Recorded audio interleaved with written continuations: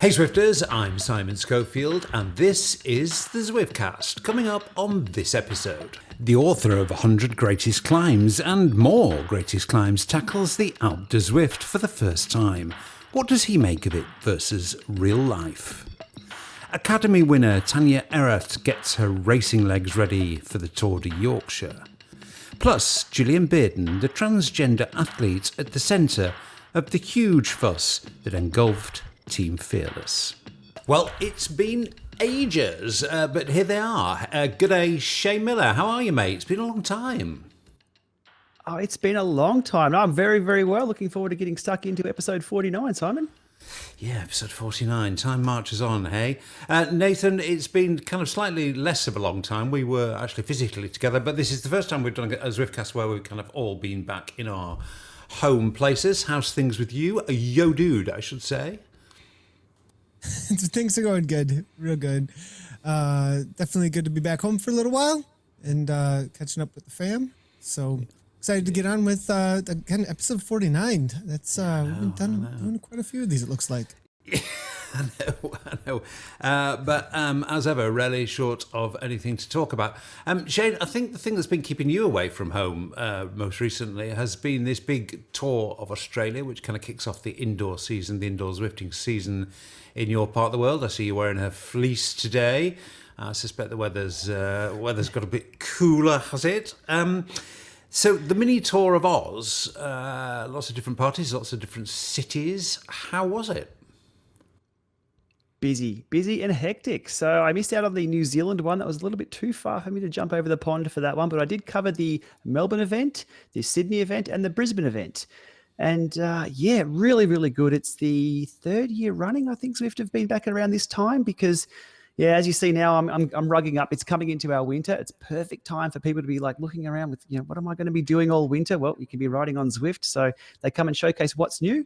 And they did. And yeah, good times, good food, and lots of good times set up the KOM. And with Gold Rush, they were using the Gold Rush little feature of Zwift to ride around and just sort of showcase that. And people had a lot of fun. So yeah, lots of good times. Okay. Now, one thing I did notice on the Australian and NZ tour was the kicker climb. In strong evidence there at the events, and people got the chance to use it, which is just about the only chance that anybody has got to ride the climb, as far as I can see. Because I do think it looks to me as though Wahoo are going for some kind of world record here, and there'll be one complete cycle of Eurobike, because Eurobike's coming up. I mean, it's like 4-6 weeks away now. It's not far away, and there is still no sign of the climb. I mean, you can't buy a climb. I went on a website in the UK, and it was the old "coming soon" thing, and they did have a date on it, but it looked to me as though somebody just picked a date out of the air, actually. And that date was July. I mean, WTF, I think is probably what I want to say, Shane. I mean, have you got any idea what's going on inside Wahoo? I mean, to be fair, they're not normally like this. No, usually Wahoo are pretty good. Usually when we see something announced at Eurobike, it's available straight away. It's like the Apple releases when a new phone comes out or a new watch comes out. You can buy it right now or you can pre-order within a few weeks. The climb itself, yeah, what the shipping is going on with that? We don't know. I do know though that there are a number of firmware updates coming out almost daily for this. So I've got mine here. I'm doing the testing, sending the feedback back, and quite enjoying it. It's rock solid, and it's been up Alpe de Zwift a few times. I don't know what's going on. I mean, when you think about it, it's a simple device. It goes up, it goes down. That's about it. Smart trainers do a lot more than that. So I don't know. To be honest, don't know. I'm tempted to say, what the hell are the point of firmware updates are when you can't even get the damn hardware? I mean, but you've no insight on this. I mean, do you think it's just like production problems? There must be something behind the scenes going on, because with these devices, even though I just simplified it by going up and down, these things use the power pack is twice as big as a kicker, and it does use quite a bit of power, because if you've got to lift 40, 50, 60 kilos up and down and be responsive, there's a lot going on underneath this little thing. So they might have bitten off a little bit more than they can chew. But I don't think this will be the first time we see Eurobike be more of an announcement show than a launch show. I think that's what Eurobike's going to be this year. We shall see. But look, I really hope to see these shipping soon. I've been having a lot of fun on mine. I'm sure a lot of people who are after the premium experience will want the kicker climb.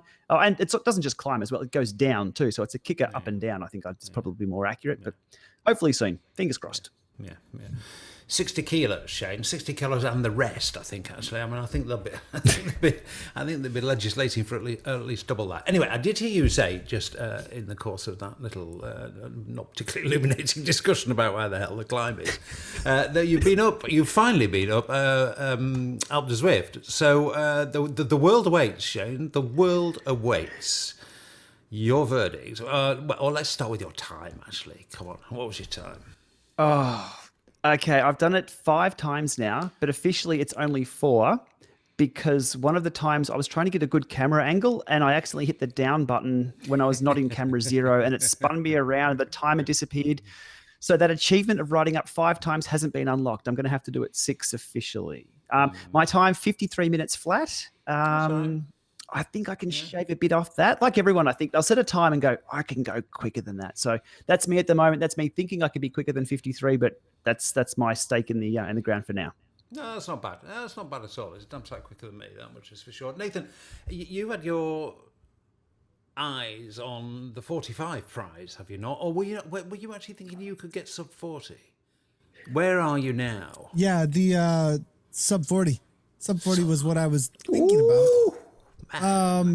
But I since last time we talked, training has gone out the window. So we're aiming for a late Hang on, here we go. Summer Training. Yep. Late summer. But okay, I did give it a good crack recently, and about halfway up, I don't know if there was a signal in the room or. Excuse coming in. And it was one incoming of those, excuse. It was one of those moments. Incoming. And we're signal. talking about Got it. Eurobike. Wait a second. You're talking about Eurobike. This is actually relevant. Where are the hardwired trainers? Yeah. I was swearing at night. I mean, I don't swear a whole lot, guys, and I was really mad. Okay, like 30 dropouts at a certain point. And I had a really good time. I thought I was really like timing each one of the critical moments where you really have to go over threshold where it matters. And I was like, oh, this is a great time. I kept on hitting personal best on each of the thing. The next thing you know, it was like drop out. And my avatar's just sitting there. My heart rate's 180 beats per minute. We've all been there. Like, but anyways, what I still don't have the wheels. I don't know what is going on there. I'm getting close to 25, I think. I've done nothing but Zelp attempts pretty much every time I ride Zwift. And I don't know if it's like something against level 25ers that they built into the drop rate or what's going on. But I'm like, I got like legendary weapons in World of Warcraft easier than these freaking wheels. Yeah, they do. How many pairs of gloves, though? That's quick. Too many. The wheels, I was going to say the mythical wheels. They're not actually mythical, but they kind of might as well be mythical. They're certainly pretty damn rare. Anyway, all this talk about the Alpe de Zwift leads us very nicely into our first feature, which is a man who really knows his climbing onions, took it on to test the veracity and realism of it. He's called Simon Warren. Here he is. Well, welcome to the Zwiftcast to Simon Warren. Simon, I've been wrestling with how to introduce you, and I've kind of finally settled on the man who knows more about legendary cycling climbs than anybody else in the world. I'll give you some air. Blow your own trumpet. That may be stretching it a little bit. Set my stall out as the expert and documented over 500 of them now. So yeah, and I mean these are reflected in visual spectacle in your wonderful books. 100 Greatest Climbs is probably the most famous, isn't it? Have you got more? 100 Climbs. That's the one that started it all. Yeah. 100 Great Cycling Climbs. We followed that with another 100 Great Cycling Climbs, which is the sequel. Yeah. So they're all still based in Britain. After that, we went really ambitious and did the 100 Greatest Climbs of the Tour de France. So I rode 100 mountains in one summer. Best summer I've ever had. Well, I mean, that's a significant body of work. And I think we're now convinced that, when it comes to climbs, you know what you're talking about. So a British magazine asked you to do a piece which I read and saw was really, really fascinating because it was you tackling the Alpe du Zwift. And I mean, with your kind of heritage and knowledge of climbs, that was interesting. But what was also interesting is that you were new to Zwift. I've had a long-standing relationship with outdoors. And every year I've ridden it at least once. So I've made that my thing now. I have to go to the Alp once and then smash an effort out up. So I know it inside out. I'd never used Zwift. I have scoffed at people when it's a sunny day. Why are you on Zwift? Get outside, why are you sitting inside? It's not real. But then the Alp came up and I thought, now I'm really intrigued. I need to try this. So I put a little message out on Twitter and then Matt Payne got back to straight. Okay, Simon, come use my setup. We had a familiarization session, which really I went away with my eyes like this. I mean, we don't play many computer games in this house, so I don't have much access to these sort of virtual worlds. It was like, this is awesome, It was immersive. It was a bit of a shock when you first ride it, especially the gradient changes. Yeah. Because you sort of, in a real road, you'll see it a bit more. So there was nuances which we had to get used to before we could actually have our attempt. Yeah. From being a skeptic, you were kind of an instant convert, not to a substitution for outdoors, and Zwift would never even say that they are that, but as a complement to outdoors. Yeah, I've got a turbo, and I don't use it as much, but I'll do intervals every now and again. And 45 minutes lasts a lifetime. You spend 2 hours on there, and it just like that. So if you want to enjoy your time riding indoors and to have a focus to it and a purpose to it. But then the really interesting thing that you can, and perhaps only you can comment on, is how well they replicated Alpe d'Huez. So what did you find, given that you've been up and down this mountain more times than most of us have had hot dinners? You said the last 5 or 6 years, since the advent of Strava, I've really, really trying to ride it hard to get a better time each time. I've sort of become quite tuned into the gradients, the rest you get around the corners, and how you use that to either change up, push on, or just hold back and spin. And these are the things I wanted to test. So I was going, right, have they got this right? Have they got this right? Of course, your surroundings are completely different. You don't see the great views down into the valley and stuff. I was concentrating on was the tarmac and how it felt. And honestly, I think it was dead right. And the actual shape of the road was perfect. And I knew where I was. Always in my real life efforts, when I get to the bend 4, I just want it to end. And I'd paced it just right, and I was exactly the same thing. I had Matt there shouting at me, "Come on, Simon, come on." Come on, reps, come on, you can do 150 reps, you know you can, come on, all the way. There's a lot more sort of road furniture around you, a lot more to distract you from the pure suffering, because that's a really long stretch. See the gantry, come on, massive splash, come on. Yeah, then 3 to 2, and then 1 was just turmoil. Come on, kick. Ah! I'm really well done, mate. Ah! So I finished with, I think on the Zwift segment, 43.50.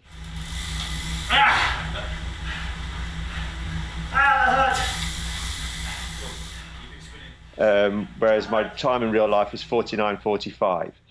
But I thought it was bang on, and I was really, really impressed. So I just want to know what they're working on next. Oh, everybody wants to know that. Yeah, I want to see when's the Tourmalet turning up, when's Von 2 turning up. So yeah. It's always great to hear a convert, because those of us who've got the kilometres in on Zwift do kind of know how useful it is.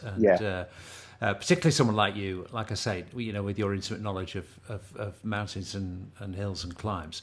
Really, really great to talk to you, Simon. Thank you very much indeed for your time. Thanks for having me. Viewers and listeners who might be wanting to take some of that indoor fitness outside this summer, perhaps to the great climbs of the Tour, might be interested in Simon's app. It uses your phone's GPS to navigate you to the base of climbs, keeps score of how many you've done, allows you to check the climb's fact file and see who is the current KOM or QOM, a very useful tool for the travelling grimpeur.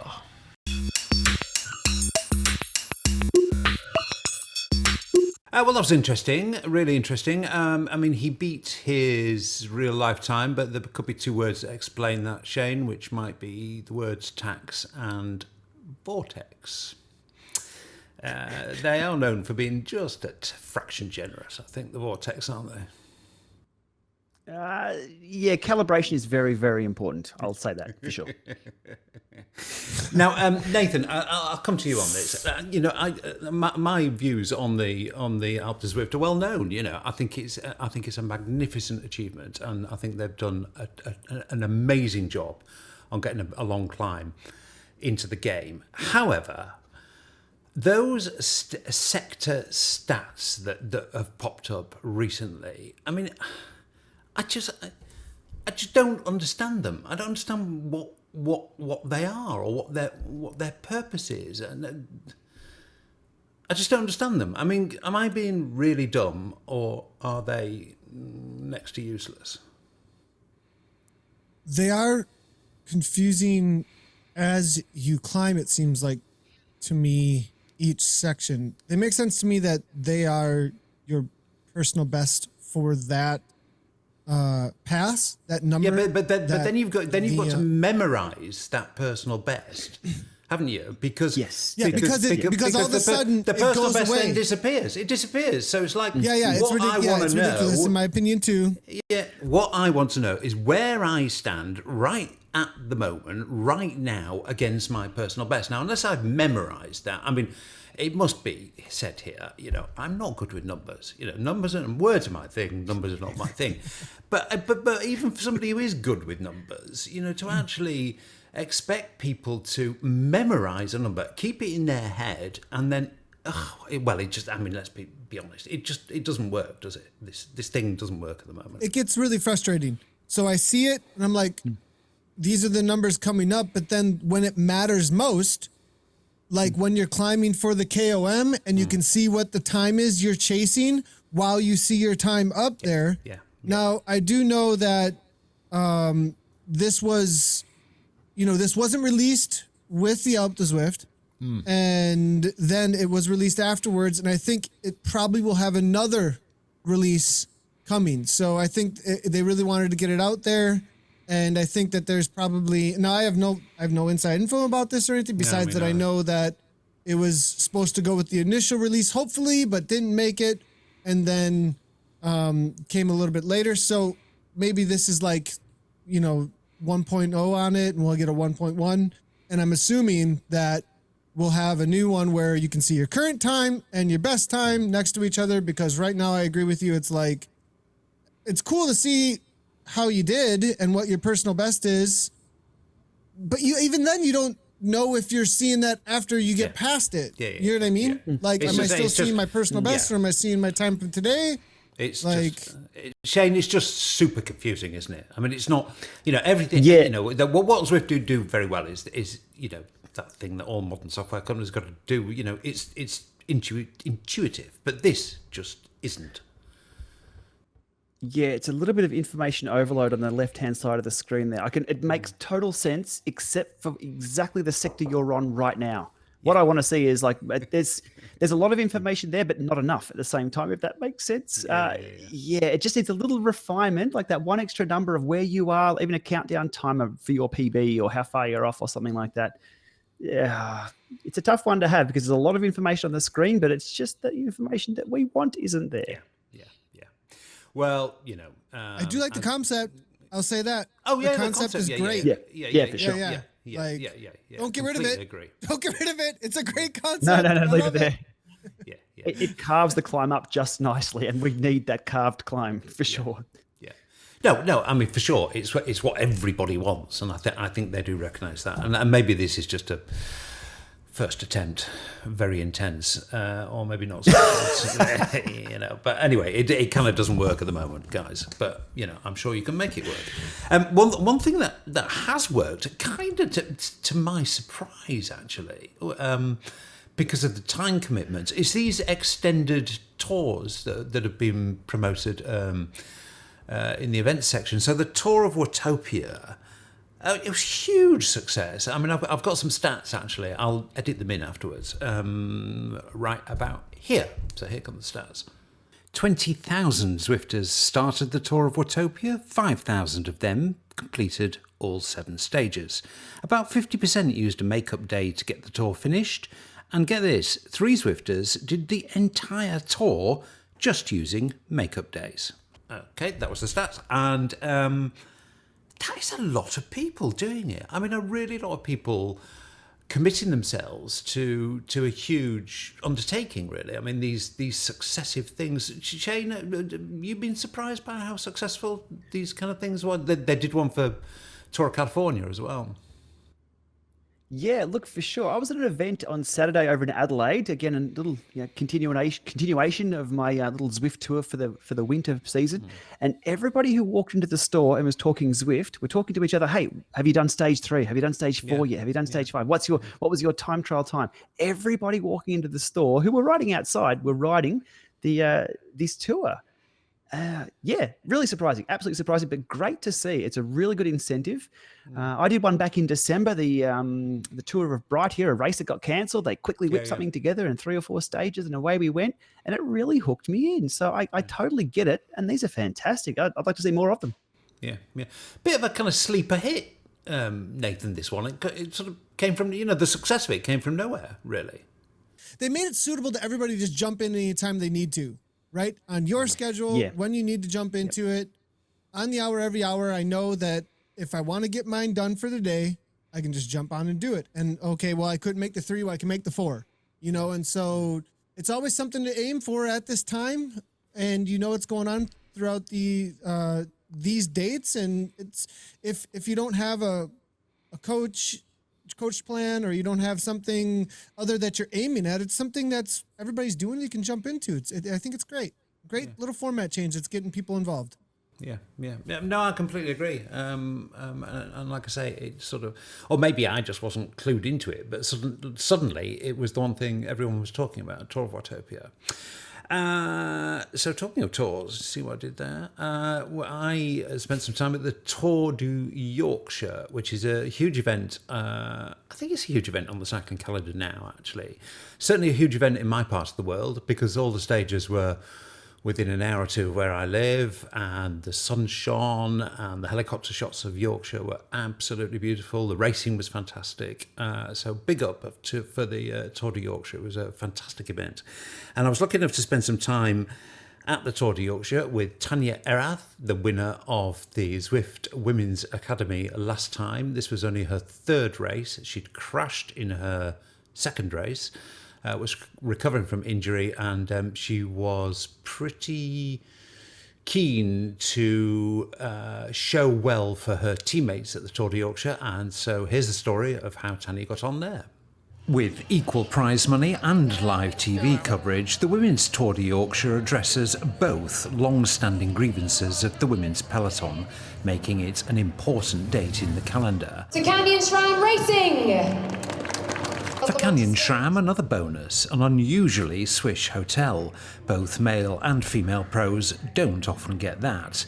It's where I caught up with Zwift Women's Academy winner Tanya as she got her pre-race massage on the eve of her 3rd pro race.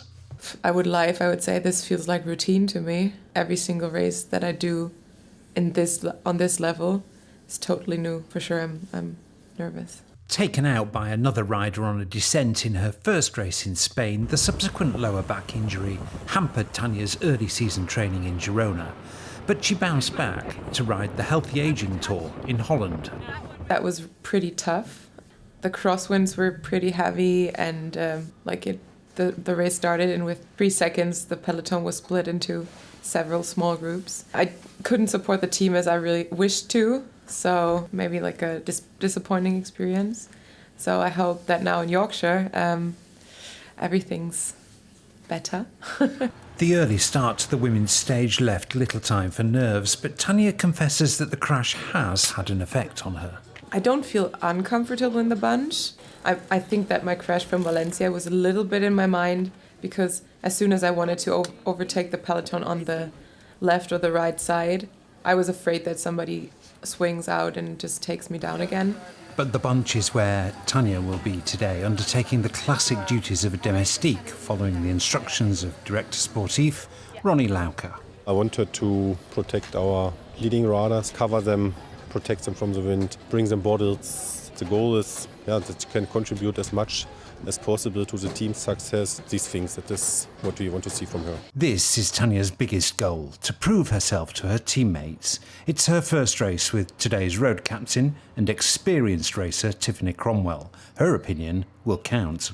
She's like so fresh into the sport, so she does want to learn. Like, we can't throw her in to say, yep, she's going to win. So I think she's embracing that role and using our expertise. And we want to help her develop, and she wants to make the most of this opportunity. And today's high-profile race is a big opportunity. You'd forgive Tanya some nerves. The last hour before the race is the worst, because then the nervousness rises. So I just want to start in. But with Christian Prudhomme, the Tour de France director, floating around the start, and live TV coverage, this isn't just any old race. Does the TV coverage affect anything, I wondered? No, I don't think about it, actually. I think when I'm in the race, I'm in the race. And in the race, 132 kilometres around the Yorkshire Wolds, with the sprint finish in Doncaster, Tanya was alert and attentive, always aware of her teammates' positions, shielding the protected riders, and chasing down attacks, following Ronnie's orders to the letter. Tanya's efforts didn't go unnoticed by the commentary team. Once again, it's Tanya Erath from Canyon SRAM, the German rider who signed after she won a competition run by Zwift, the virtual racing program. It's all rage. She will be quite inexperienced in a peloton, but obviously very strong. So strong that it was Tanya who started the Canyon SRAM lead-out for the final sprint with 5k left to go. She crossed the line safely in the bunch, and I grabbed a word with her straight afterwards. The last pull was all out, so yeah. But do you think you did your job for the team today? I think so. At least the girls said good job. I mean, they know that I still have to learn a lot, but it's good to have Tiff.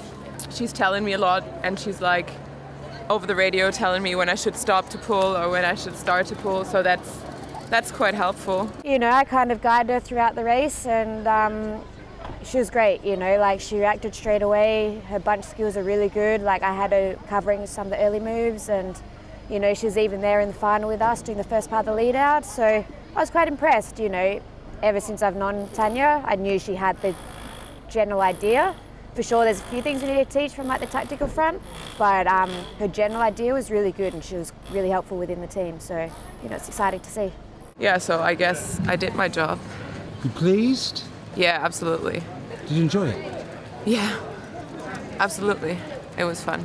Now, I watch a lot of bike racing, as you might expect, particularly glued to the Giro at the moment, which is a fantastic race this edition. Yates is something else, and delivering on early promise. But anyway, I digress. I watch a lot of bike racing, and but I tend to watch the race. I tend not to watch one particular rider, and I think that's probably what most people do. But this time, Shane, I spent a lot of time watching one particular rider because I was looking out for Tanya and how she was doing, and she did so well, so attentive to the position of her teammates, looking round the whole time, really alert. I mean, she really looked as though she was right on it, right on that job of being a domestique. And being a good domestique, that is actually, I know everybody says this, it's an underrated skill, but it kind of is an underrated skill, because a good domestique, it's a hard job to do, isn't it? And a hard job to do really, really well.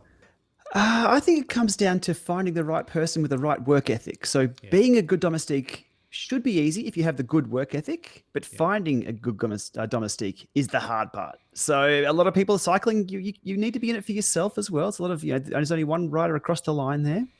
But you need to find somebody with that work ethic who will work and give up their race wins or their opportunities for the ride leader or for the team leader. Yeah. And that can change. That can change in a heartbeat. We saw that with Mitchelton Scott. Yes, over. So Chavez out the back, and now Yates is now. So they have to change roles pretty quick. So somebody with good work ethic who can even spot that on the road within a split second. But it is a tough job, though. There's no pressure to win at the end. but you've got to be there for the entire race or as much as you can until you have got nothing left to give. And then you swing off and you'll be rolling in across that finish line, maybe half an hour behind, maybe 15 minutes when they're packing up or the podium is being done. So that'd be the hard part. Nobody really gets to see what you do at the pointy end of the race. So it takes a special kind of person to get that done for sure. Yeah. I mean, Nathan, you run a team, so you'll know about roles within teams. It's as much a psychological or an attitudinal thing as a skill thing, I think, to be a good domestique, isn't it? As Shane just said there, really. I almost think that their job is sometimes harder. They're always nose to the wind. They're always the one making sacrifices, guessing how far they can actually sacrifice for the team. So, it's a tough role to play. And I've seen a lot of riders not make their career because they weren't willing actually to play second fiddle. Yeah. They said, I'm not going to, it was the whoever's show, you know what I mean? Their career was always about, the mirror, what was in the mirror rather than the whole team, you know what I mean? And they weren't able to put that aside for the bigger picture, which was if you're going to, I don't know. I saw those pictures in the women's race, in the Yorkshire race, and was like watching that final sprint and knowing how many team members had gotten them to that moment of a sprint. Yeah. It's not just that sprint that got that there. You know what I mean? It was so many sacrifices up to that moment. It's a lot of puzzle pieces to put together and a lot of sacrifice overall. No, she did really well, actually. And she looks to me, I'm no DS. I do watch a lot of bike racing, but she looks to me as though she's the real deal, Tanya. She looks like she really has got what it takes to become accepted both as a valuable team member and within the peloton, which is also very, very important, as Leah learned last year. This sounds incredibly boring, actually, but it's super important. And this is the GDPR, the General Data Protection Regulations, which is an initiative that came out of the European Union. I'm sure everybody has had just as many begging emails from all those people that that seem to have your details that you didn't quite realise had your details, actually. You've had all those begging emails saying, please stay in touch. I'm delighted in immediately trashing 98% of them, as I'm sure most people have done, actually. But there is one really interesting thing to come out of this, Shane, and that's Zwift have announced, as part of their GDPR compliance regime, things that they're doing to be compliant with this law, because everybody's got to be compliant with this law, even if you're not a European company. But one thing they have announced publicly in a small forum is they're working towards a public API. What might it give us that we don't have at the moment? I think what I was getting at, I think I said public API. I've probably got that wrong, actually. I think what Zwift have announced is that they're going to be working. They're going to have what do they call it? Like a developers group. I think what I think it means is, all those like super cool add-ons you can get for Strava, like VeloViewer and Strava Sticks and all of that stuff that just deepens your Strava experience. I would now expect, if this thing goes ahead, that they've said that they're probably going to do, that we're going to see lots of like cool tools for Zwift like that, or lots more. I'll go the other way. I think we'll see less initially, because this is a bit of pain for long-term gain at the user level. So at the moment, pretty much anyone can grab the data or grab the packets and do what they're doing with it and make cool little tools. We've seen that even with Gold Rush and things like that.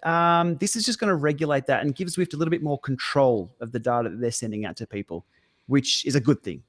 So early on, it might stifle a bit of development. But I think once people are on the development platform and they're a certified API developer, then there's going to be, I guess, correct documentation, what they can and can't do. And then we might see some really cool stuff coming in the future. So it might take a bit of time. Yeah. Development platform, that's the phrase I was grasping for and failing to get. Nathan, you've seen this in the games world. I think Shane's right, actually. I think stuff might close down early, but then medium term or long term we're going to get some super cool stuff. Do you think that's the way it'll go? Right now, I think it's like Shane said, kind of just cowboy shooting however they can, wild, wild west a little bit there. And then like how integrated does it actually get? And how well does it actually work when a third party does do something with it? So with more attention paid, more robust, and more in line with programming, and you'll have some really cool things that the community and registered third parties can make. So I think it's a good thing, but it'll be slow moving up front, like you guys were saying, for sure. Okay, well, that's our little public responsibility slot on GDPR. It is important, actually. I mean, it sounds boring, but it is important. I got hold of Frank from CVR and Glenn from Zwift Power, who are the big kind of third-party data users on Zwift, just to ask them whether, the average Zwifter would see any difference after May the 25th. Is it the 25th, Shane? 29th? May the 25th? Anyway, Yes. End of May, when GDPR actually becomes law. And they said no. There shouldn't be any interruption in service and nobody should see any change. Frank said his rankings might be affected a little bit at the beginning. And I think there'll be some bumps in the road as this legislation works through, but hopefully for Zwifters, we won't see too much change. Okay, well, let's spend a little time as we get towards the end of the Zwiftcast talking about the enormous row, and it was a big row, that hit women's racing, in particular Team Fearless, over the past few days. And for those who missed this, well, you're probably lucky, but for those who missed it or maybe only caught part of it, here's a kind of summary of what went on. I was passed a message from the admins of Team Fearless to a team member asking her to resign. The important bits of the email said this: none of the admins knew that you are transgender. One requirement for joining the team is biologically female. We recognised that we should have used wording making our requirement clearer. The intention is to prevent people having an unfair advantage and creating drama and speculation about the integrity of the team. Very quickly, the identity of the rider emerged, and it was none other than Gillian Bearden. She's fully transitioned and has been for some years. She competes in real life as an elite athlete. She wrote that she'd been welcomed with open arms by the women's racing community. And, what's more, she's been the subject of the medical testing that led directly to the International Olympic Committee's drafting of their trans policy. That policy is too involved to outline in full here, but essentially, trans athletes must have testosterone levels in line with agreed limits as set out by the IOC. If they meet those requirements, they can compete. Full stop. No arguments. Cue a huge social media storm, with a big outpouring of support for Gillian, a lot of invective directed towards Team Fearless, and it must be said, some voices which were not sympathetic to Gillian, claiming that trans athletes still get an unfair advantage despite what the IOC guidelines say. The point was also made that Team Fearless should be able to set and enforce their own policies, regardless of anything the IOC or any other sports governing body has to say about the matter. With me so far? But it's not over. Team Fearless then released a statement after the row which pretty much reiterated its position and pointed to the lack of governing body around Zwift racing and limited resources available to a volunteer team. And then, in a further twist, around 20 members of Team Fearless released their own statement, pretty much disassociating themselves from the team leadership and referencing the breakup of the team. Because many commenters on social media had asked the same question, I approached Zwift and asked them if they had anything to say on the matter. They released a statement which included this key phrase: we're continuing to work with all teams and clubs on Zwift to encourage them to adopt established competition policies like those held by the IOC and embrace an overarching spirit of inclusion above all else. Well, a few days later, I managed to speak to Gillian. Let me start by just asking, just give me your reaction to what happened with Team Fearless and the events subsequent to that. Yeah, I mean, it was just, it really came as a shock to me. You always have a fear of getting rejected. Right. And I've been rejected by family members, by friends, and, I've had, in general, overwhelmingly amazing support in my local cycling community. Yeah. But in something like this, I was just afraid that, I was just going to get rejected. And for no reason, for either hatred or it's, there's some bigotry in there or not understanding religious beliefs. Yeah. And so, I just really tried to just remain low just because of that reason. Yeah. And a fear that something might happen. Yeah, I can understand that. I'm sure many people can. I mean, I think there might be some bigotry around. I'm sure you're in a better position to judge that than I am. And there might be some hatred around, and the same applies to that. But I also think there is an enormous amount of just plain ignorance. And I don't mean rude ignorance. I mean a failure to understand for what it's like for athletes in your position and the rules that regulate how you are permitted to race according to, no less a body than the IOC. So some of this, I think, does stem, doesn't it, from, what can we call it, a lack of education? Let's just go back maybe 2 years. 2 years ago, a big media blast like this, I would say that there was 40% more hatred, bigotry, ignorance out there then. This last time, it was kind of nice because with the work I've done, as people have moved culturally more towards acceptance of trans men and women, there's more awareness in it as well. Yeah. Well, I mean, that's very encouraging to hear that you feel the levels of understanding are increasing. But let me just put a counterpoint to you, Gillian, because, this did come up. People say, oh, yeah, but she's got some kind of residual advantage from her biological physiology when she was of a different gender. I mean, yes, how do you answer that? Yeah, so I think that's the easiest thing for people to grab and use as a point of saying, no, this can't be or this can't happen. But, for me, specifically in cycling, if we just take the anatomy and we take, bigger bone, bigger this and taller, well, that doesn't really work for cycling. That's a disadvantage. So, but maybe lung capacity does. I mean, this is what all the Facebook doctors were saying. Oh, she's got bigger lungs. She's got bigger lungs than the average woman. So while I maintain obviously the same lung capacity as far as the size and everything, but on a scientific level, and I'm not a doctor here, but my VO2 max and lung capacity has diminished by about 14%, which is quite a bit. Yeah. And I've lost a lot of power, and we've been able to show this in research through different VO2 max tests. Yeah.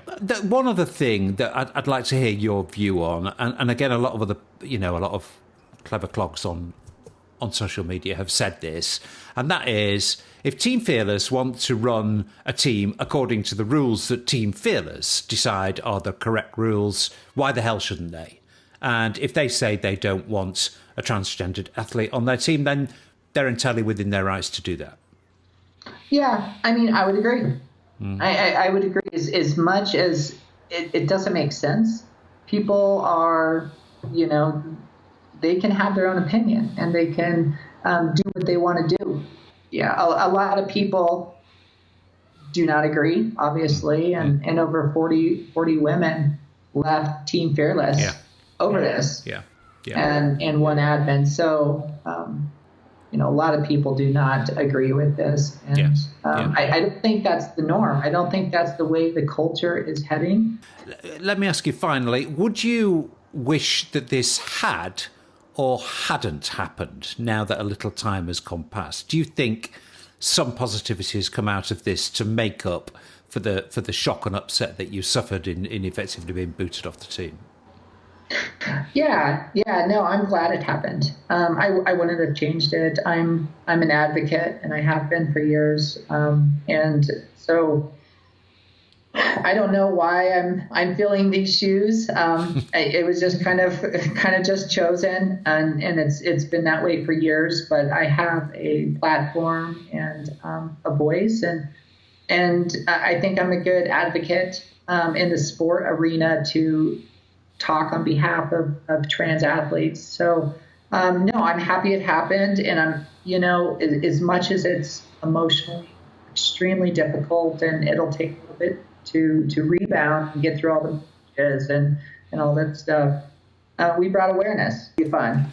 Interesting. Excellent. Well, listen, it's been a pleasure and indeed, I hope this doesn't sound patronising in any way, but an education for me to talk to you because, like I say, I was shamefully unaware of the intricacies and the arguments and indeed the science and the regulation around this issue, and it's been fascinating for me to learn about it.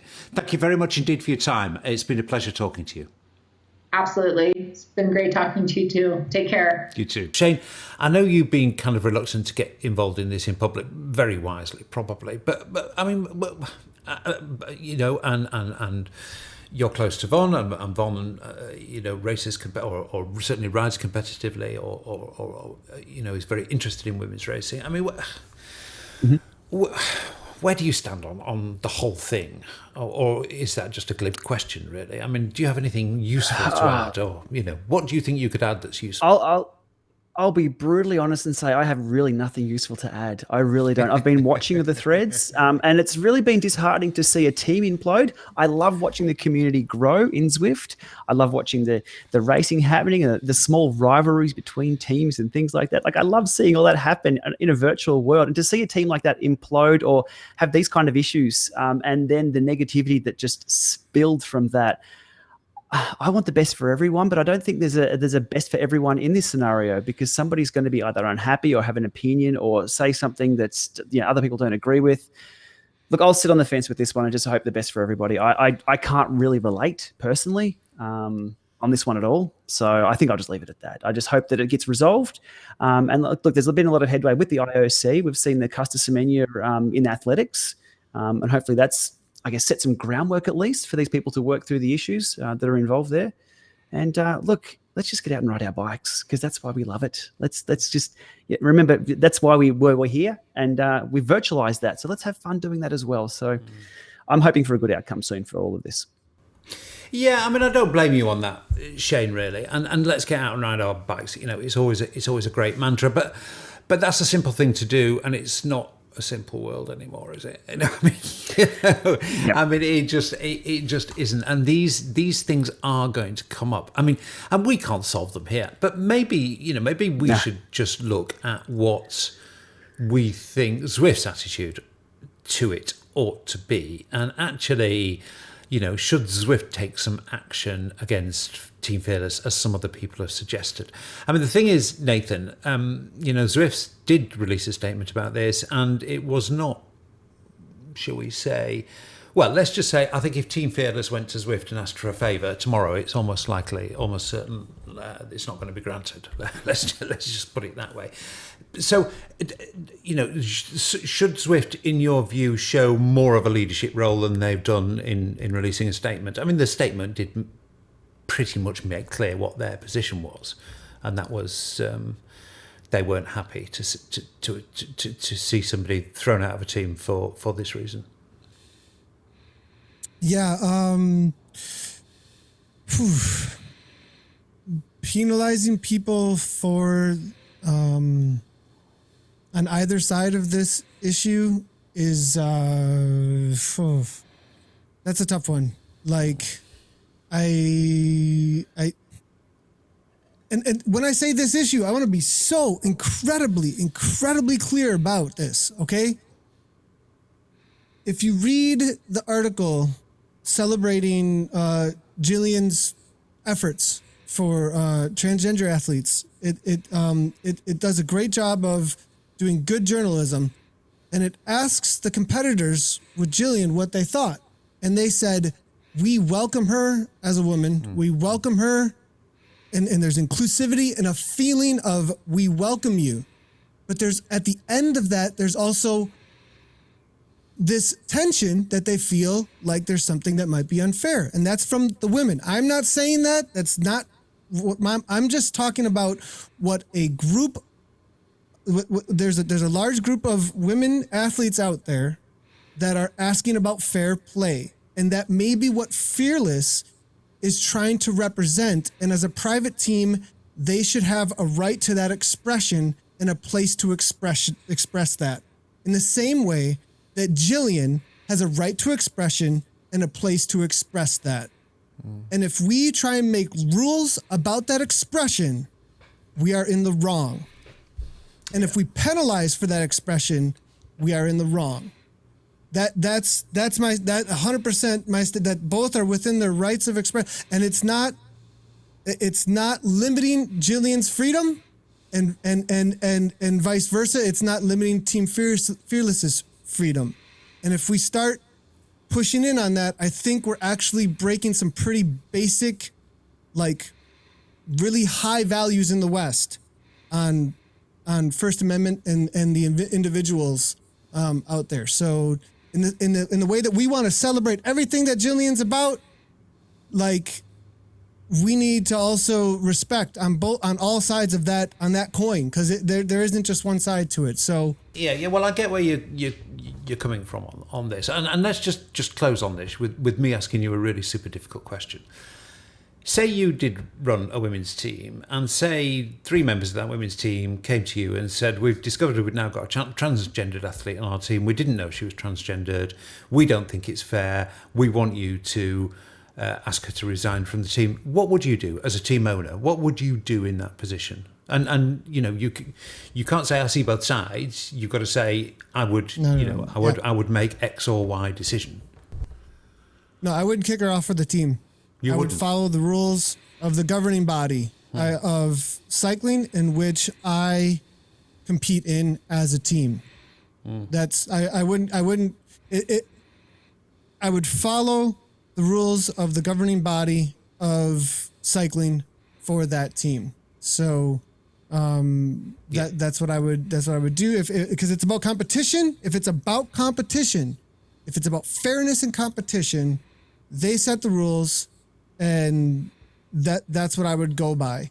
Yeah, and I think that ultimately, you know, we look to the sports governing bodies for leadership on difficult areas like this. And even though it's not a complete picture and a total solution to every single quandary that may be presented by this quite complicated area, the IOC has produced a set of guidelines with some quite precise, chemical levels in the body that have to be met. And I guess my position on this is, if it's good enough for the IOC, it's good enough for me. But goodness me, it's a tricky issue for sure, and it does raise passions. And of course, if passions get raised in cycling, we are finding increasingly they get raised in Zwift. So, interesting one. Okay, let's line things up. Shane, what apart from keeping wrapped up nice and warm and getting back from your little mini tour of Oz, what else are you up to? Always busy, flat out. As you mentioned earlier on in the show, Eurobike isn't too far away, so it's a bit of a ramp up to Eurobike. There's going to be a lot happening. A few giveaways. I've got a lot of stuff that I've procured from certain Zwift events, a few stickers and things. So I've been doing a few giveaways on Zwift Riders. So if you're not a member of Zwift Riders over on Facebook, get in that group. Be sure to see a few posts I'm putting up there and a few grabs. We hit almost at 50,000 subscribers on YouTube. So things are going really, really well. Still continuing to put out either long content plus short content. I actually even published a video during this Zwiftcast. So there's always little snippets going out there. And I wrote down 50 videos I've got lined up to do. So 50? There's always. Yeah, I've got any time of the day I could be working on any number of videos I've got written down here. And that's not with the new things coming out. So tons of stuff going on. Jump on board, follow along. It's all good. a list of 50 videos I had to make. That would have me verging on panic, Nathan. Actually, I think. Anyway, what are you up to? More riding the Zwift, trying to get my wheels. That's what I'm. I'm trying to go after those wheels. Being concerned about whether or not I'm going to be lynched from not being on one side or another of this Team Fearless issue. I mean, so those are the two things I'm up to right now. So. Okay. What else is happening? Well, we were talking before we started recording, and you were saying your training's fallen off a cliff over the last 3 or 4 weeks. Why? What's happening in your life that's made your training decline so rapidly? Not racing full time right now, and I mean the reality of. I tell this to my athletes a lot.